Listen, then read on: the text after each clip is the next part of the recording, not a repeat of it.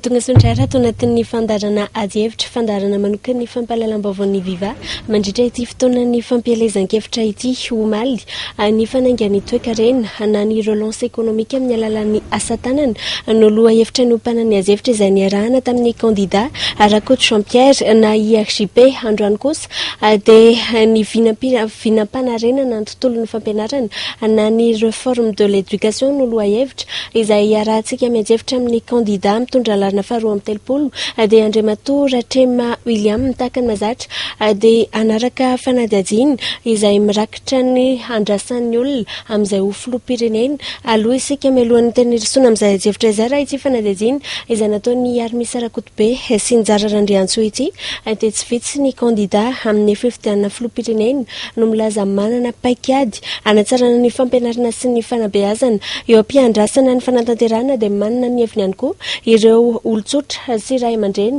mahakasika ity sehatra ity no fampitomboana fotodrafitrasa mpampianarana asa aorianan'ny fianarana sy ny maro hafa teboka andrasan'izy ireo amin'izay ho filoha vaovao handeha arahantsika izay fanitrin'ny olona izay. Ny etaetanay ray aman-dreny zany dia mba atao betsaka ny ohatra hoe ny lycée ny CEG ohatran'izany mba hamoramora fampidirana ny ankizy any ampianarana. Dia na ny fitaovana ary hoe mbo afaka manome fanjakana ny système mpampianatra mena ny karamany amin'ny ara-dalàna satria raha vao tsy ara-dalàna ny mpampianatra ny karamany iza moa no ahafahany mampianatra zany raha misaovan'ny fotoana iainantsika izao dia fantatro tsara angamba firy ny ingénieur chômeur firy ny manampaisana chômeur amin'izao tsika amin'ny resaka izao zany. Ny zavatra angamba ataontsika hoe ny etaetany ray aman-dreny mba mampianatra zanaka izy dia mba tena hoe ny anana ny antoka fa raha zao ny zavatra ataon'ny zanany dia zao zany ny zavatra tsy maintsy asany mety hoe asa hitany ve sa ny tanjona mety hotratrarina ohatran'izay. Raha satry ny ray aman-dreny rehetra moa dia ny zay fianana zay mba hanamaivana ny fiainana satria hitanao fa izany mahakasika ny fanadihadiana iny miarabanao Andriamatoa Ratrema tonga soa ato anatin'ny fandarana ady hevitra. Miarabanao Menada dia miaraba ny mpijery ny VIVA miaraba ny teknisianina ihany koa. Ity fandarantsika ity moa zany dia tsy ahivina fa mandeha ihany koa amin'ny onjam-peon'ny VIVA ireny zany Andriamatoa Ratrema ny fanirian'ny olona mahakasika ny fanatsarana ny tontolon'ny fampianarana ianao 12 taona ny lomanosana tao anatin'ny tontolon'ny fanabeazana raha ianao ny finidin'ny malagasy ho filoha ohatra ny ahoana ny politika hoentinao hanatsarana ny tontolon'ny fampianarana eto amintsika. Marina tokoa ny voalazanao hoe taona maro no ny ainako teo anivon'ny sehitry ny fampianarana teto Madagascar. Nahita ny fitotonga n'le tontolon'ny fampianarana ny tenako ary reny voalaza ny olona no adihadiana teo ireny zany zava-misy tokoa marina amin'izao fotoana izao ny olana. Ny olana dia azo lazaina hoe azo sokajiana tahaka izao. Ao aloha le hoe olana amin'ny fampidirana ny zaza an-tsekoly. Zany hoe resaka isa aloha io zany voalohany. Ao indray ireo lefa tafiditra an-tsekoly fa miala rehefa aveo tsy mahatonga akory hatrany amin'ny ataontsika hoe taona fahadimy ny kilasy any amin'ny ambaratonga voalohany. Misy zany ireo le mitsokan-daharana, misy ireo le tsy tafiditra ary hitantsika ihany koa fa hoe na ny ampahany tafiditra ohatra hoe any amin'ny fampianarana ambaratonga faharoa dingana voalohany na premier cycle na CEG zany dia any amin'ny 720 ny zaza malagasy dia miena hatrany ary any amin'ny kilasy any amin'ny université any moa dia efa vitsy dia vitsy raha mitaha amin'ny isan'ny mpianatra zany. Resaka isa aloha zay. Ny resaka hatsarana indray ny faharoa le votoatin'ny fampianarana mihitsy zany amin'ny ankapobeny amin'ireo ambaratonga samy hafa ireo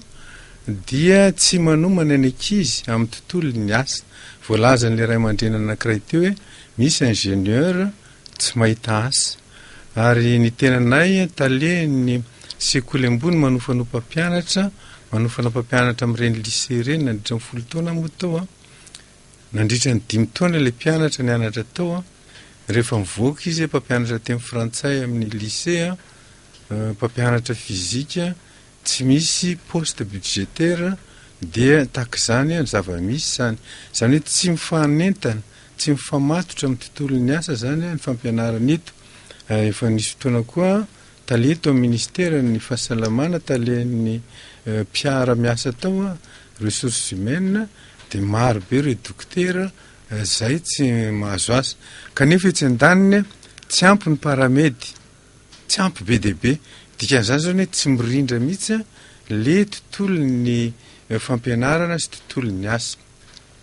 Zany rehetrarehetra zany tsy maintsy renina mbola azo hitarina aza le izy hoe tsaroantsika raha nisokatra ny QMM tany Tolagnaro dia nisy asa eninjato tao ataontsika hoe asa tokony ho an'ny tanora malagasy kanefa noho tsy fitsinjovana mialoha zay toe-javatra zay dia voaterina nafatra tanora eninjato avy any Filipina. Ohatran'ny ahoana ny fomba narenanao an'izay rehetrarehetra olana ny tansanao teo ireo? Ny fomba narenana azy mazava ho azy misy aloha zany le mety hoe voalazany ray aman-dreny teo hoe ny anankiray le resaka sekoly aloha zany. Za tsy dia tena miazakazaka loatra ny hoe fanorenana sekoly fa le eo am-pelantanana aloha no hatsaraina. Resaka foto-drafitr'asa zany be dia be ireo sekoly izay efa simba tsy ampy ny fitaovanao anatiny dia izay aloha angamba tsy maintsy atao izay amerenana an'ireny mba hanaraka ny fenitra izay takiana amin'ireny. Izay aloha voalohany indrindra. Faharoa manarakaraka an'izany tsy maintsy atao ihany koa izay anatsarana ny fahaizan'ny mpampianatra mba ho mpampianatra nahazo fiofanana ihany koa ny mpianatra amin'ireny sekoly ireny. Misy olana moa amin'izao fotoana izao vokatra ilay zava-misy hatramin'izay dia le hoe 900 mpampianatra any amin'ny ambaratonga voalohany karamainy ray aman-dreny ny mpianatra. Tatsika hoe fanampy karama kely nomeny ny fanjakana zany. Mavesatra dia mavesatra zany amin'ny ray aman-dreny satria izay le miteraka n'ilay fampandoavana vola ny ray aman-dreny any amin'ny sekoly ambaratonga voalohany. Za ny fiheverako azy aloha zany dia hoe tokony maimaimpona ary atao maimaimpona fidirana ny sekoly ambaratonga voalohany mba hampitombo alohan'le isa. Raha resaka isa ny resantsika atao zany zay tsara maimaimpona an'iny. Dia mety manontany sika hoe amin'ny fomba ahoana moa zany. Rehefa tena jerentsika ny teti-bola atokana ny fampianarana eto Madagascar indreo amin'ny ambaratonga voalohany eo dia ny tsika 300 ny ataontsika harika-karena foben'ny Madagascar mba atokana ho an'ny fampianarana eto. Raha raisitsika ny aty Senegal dia 5,400. Na izay fotsiny raha vadintsika indray izay amin'ny resaka vola dia zao ny vola tokany firenena malagasy ho an'ny zaza malagasy anankiray zany dia eo amin'ny 760 000 francs. Zay io izy zany raha ataontsika franc satria franc moa le isa taona. Raha ohatra ka 3 760 000 francs ny zay mora azon'ny mpianaka mba 3 760 000 francs ny any Senegal. Amiko zany ny atao voalohany aloha dia ny ampitombo ny ampahambola atokana ho an'ny fampianarana io. Dia ampahambola amin'ny sehatra inona no tsy maintsy hoahina antsika satria ny marina dia hoe ao anatin'ny teti-bola-panjakana mitana anjara toerana lehibe ihany koa ny fandoavana ny karamany mpampianatra eto amintsika izay maro anisa indrindra amin'ny mpiasa-panjakana. Raha ohatra ka hoe hisy vola ho alefa zany ao amin'ny fampianarana araka ny sosokevitra avy aminao, sehatra inona no ampandeferina? Ngamba tsy voatery hoe misy sehatra ampandeferina fa misy kosa everiko fa vola izay azo tantanana zany fanampiny fiverako azy misy andreo le vola miditra am'ireo le fitrandrahana goavana eto amintsika ireo ny anaovanao hoe fond de développement stratégique izay anampihana andreo sehatra sosialy toy ny fampianarana sy ny fahasalamana ohatra fanatsarana nyreny. Everiko fa raha tsara tantana ireny zao moa tsika amin'ny vanim-potoana izay manahirana dia veriko hoe tsy fisiny le ataontsika hoe ankoatran'le tsy fisiny le famatsiana avy any velany dia mety hoe manano sarotra manao an'izany. Veriko fa rehefa milamina tsara ny firenena azo atao ny manara-maso tsara ny fampiasana an'ireny vola izay azo amin'ny fitrandrahana ataontsika hoe ny arena kibony tany ireny na reny azo sarobidy eto amintsika ireny. Everiko fa azo atao tsara zany na dia tsy mampiena aza ny fiheverako azy aloha amply izy satria nahoana moa no azo atao ny fireneka fa veveriko hoe resaka fahaizana mitantana io na angamba tsy ataontsika hoe fahaizana mitantana fa n'olona rehetra inge mahay mitantana fa finiavana politika mihitsy le izy angamba ny ilaina amin'le izy hoe anaovana an'le izy indrindra rehefa miverina milohan'ny tsara amin'ny fiainam-pirenena. Misy fanontaniako anankiray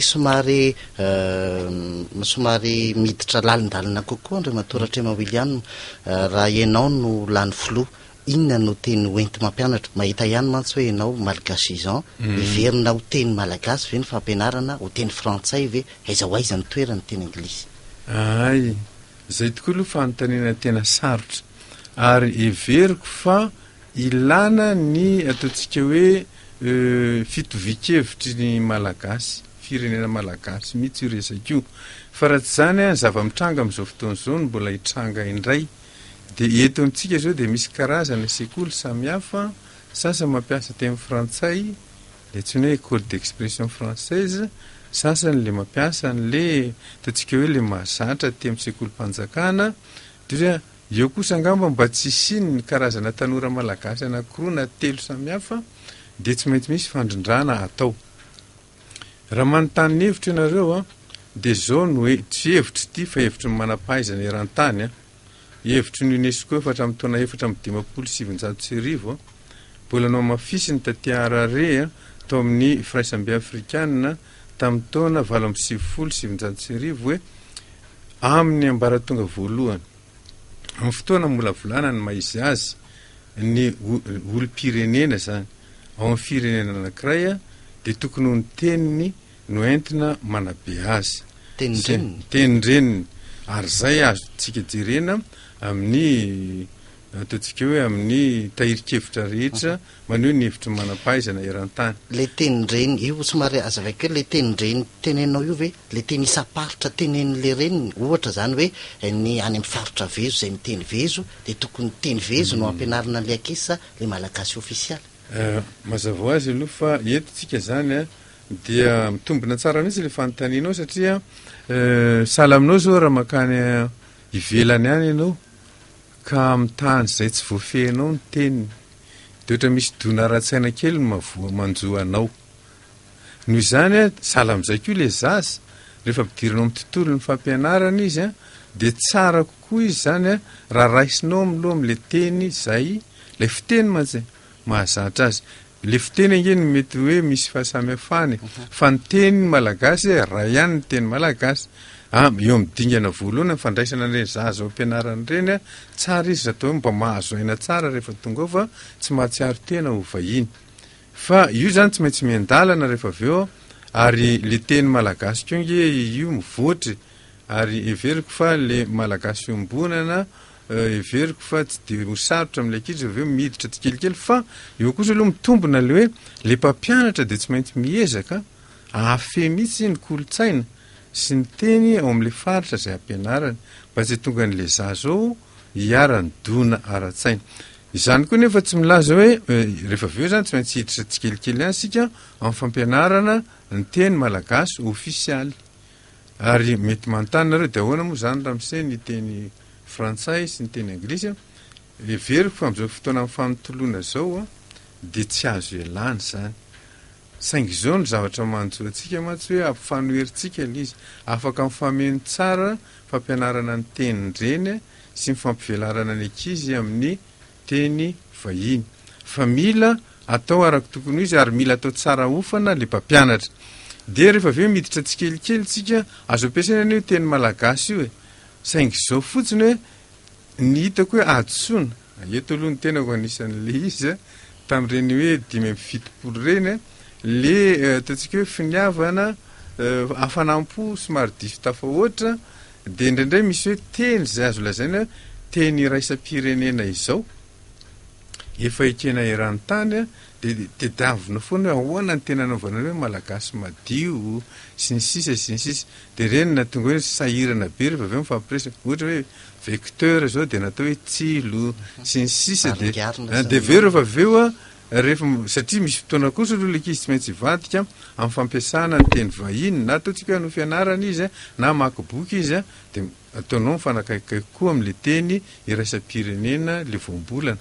ka io amiko aloha zany dia mbola mitana mihitsy azo atao tsara mihitsy ny mampiasa ny teny malagasy indrindra farafaratsiny amin'ny dingana voalohany amin'ny famolavolana ny maizy azy ny ankizy fa io nge ny manahirana rehefa aveo tsy fantatra ntsony le hoe tsy miorina tsara le maizy azy n'le ankizy dia rehefa aveo tsy fantatra ntsony hoe ty ankizy ty ve malagasy sa vazaha sa inona zay le tsy maintsy aorina aloha zay maizy azy zay fa rehefa aveo zany rehetrehitra zany zay zany le sosikevitra fa zao kosa io zavatra io iraisan'ny malagasy rehetra noho zany tsy maintsy ilana ny firaisan-tsain'ny malagasy fa zany iteraka olana koa io zavatra io everiko fa tsy hoe filohan'ny repoblika ianao dia hoe zao no hevitra dia tsy maintsy voarahana fa tolo-kevitra tao etikevitra misy ataontsika hoe misy voamera teknika aloha andinika an'le tolo-kevitra rehefa aveo tsy maintsy hoentina ihany ao amin'ny anteny miera reny zavatra reny na mety ilaina mihitsy azy hoe séminaire ao amin'ny firenena manontolo anapakazy mba tsy isiny le fanoeran-kevitra indray rehefa aveo firitaona eo no ilainao raha ianao ny filoha anarenana n'izao toetra raha mifanabeazana sy ny fampianarana eto Madagasikara zao izy io misy ny mety vita anatin'ny fotoana fohy fa misy mety lavidavitra kokoa zany le izy satria mila fotoana na mifanofana mpampianatra na ny raisitsika fotsiny zao hoe nareto hoe mpampianatra framaza izy ireo dia isorana satria manana finiavana na dia eo aza le zavatra le ataontsika hoe tombontsoa kely dia kely zay omena azy mandray andraikitra mpianatra ny zanatsika averiko fa mendrim-piderana le izy saingy tsy maintsy atsirana ainga renana ireny zao tsy maintsy atao aingana tsy maintsy mena fiofanana reny dia tsy maintsy omena ny sata tokony ho izy fiofanana zay mefara amin'ny fanomezana maro-pahaizana kosa dia mba hatonga azy ho mpampianatra ara-dalàna toy ny mpampianatra hatramin'izay zay zao zavatra maika zay fa ny lavidavitra ezaka kokoa nefa efa hitao ihany le sorotsorotry le rafitra dia hoe averina amin'ny laona le hoe isy sekoly école normale manomana amin'ny mpampianatra any amin'ny ambaratonga voalohany averina amin'ny laona reny isy ny sekoly manomana ny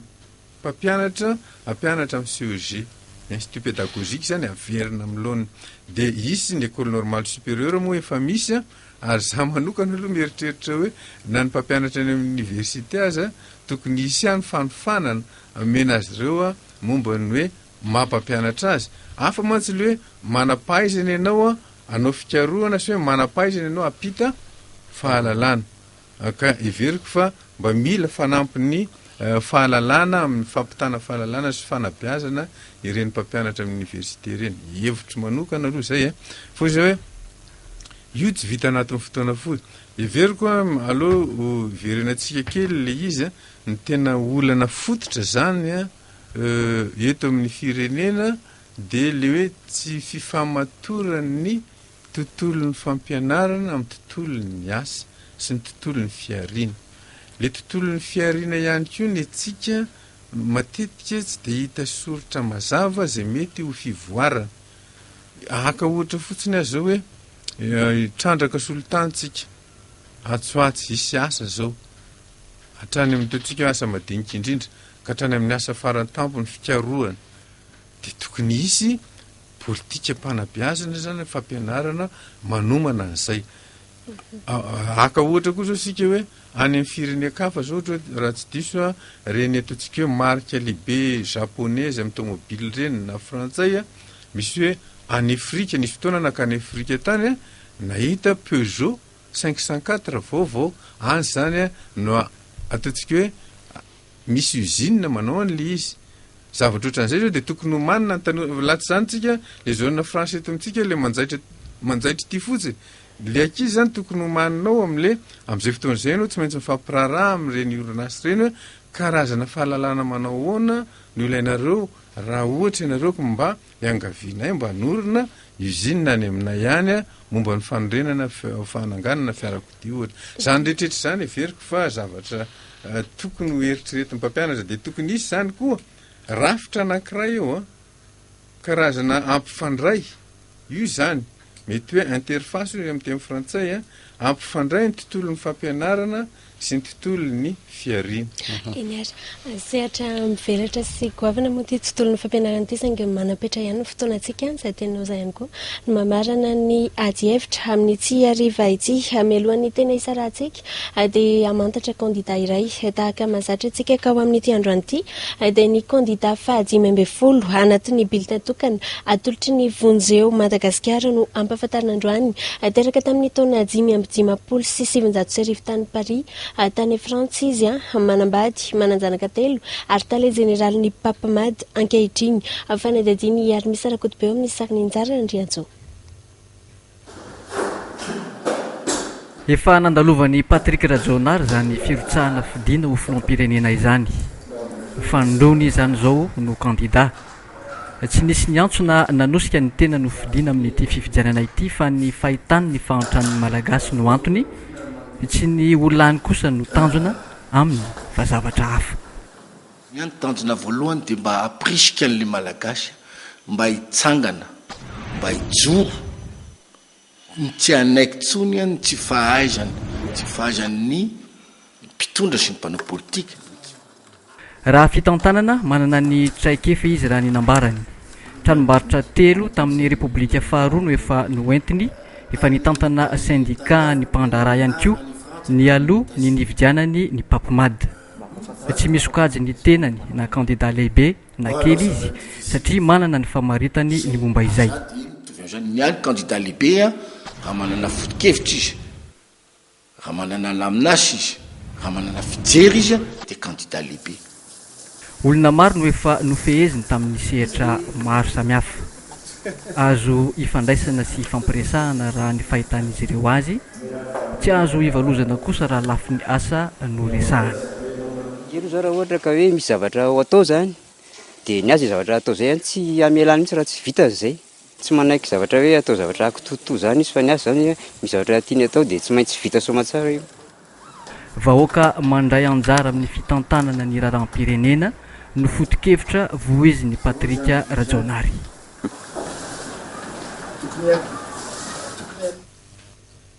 Izany mahakasika ny fampahafantarana ny candidat Rajonary Patrick inona kosa Andriamato Ratrema William ny afatra natenao farany ho an'ny mpiaino sy mpijery ny televiziona sy ny onjam-peo ny Viva amin'izao arivo izao.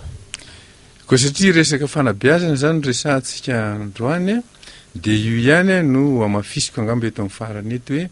ho atsaraitsika ny fanabeazana eto Madagascar ka isaky ny mahavita dingana anankiray na ambaratonga anankiray ny ankizy dia efa tokony ahazo zany ampaham-panofanana arakasa mba azony miditra amin'ny sehitry ny asa. Na vita fotsiny azy izy ny CEPE ohatra dia tokony efa mba nafantatra ohatra hoe inona ny zava-misy eo amin'ny faritra misy azy eo inona ny zavatra iainan'ny olona ao amin'ny resaka fiariana dia rehefa veo izy misy fanofanana arakasa kely omena azy mba azony miditra amin'ny tontolon'ny asa dia tahaka izany hatrany no ataontsika mahavita indray izy eo amin'ny ambaratonga faharoa dingana voalohany dia isy ihany koa ohatran'izay hitombo zany le ataontsika hoe matière ireo le taranja teknôlôjika tsotsotra mifanandrify amin'le ambaratonga iny dia rehefa tsy hanohy izy zany dia mivoaka izy dia misy fanofanana omena azy eo mety tsy maharitra io fa mba azony miditra amin'ny tontolon'ny asa mba azony asa mendrika sahala amin'izany koa rehefa afaka baccalauréat azy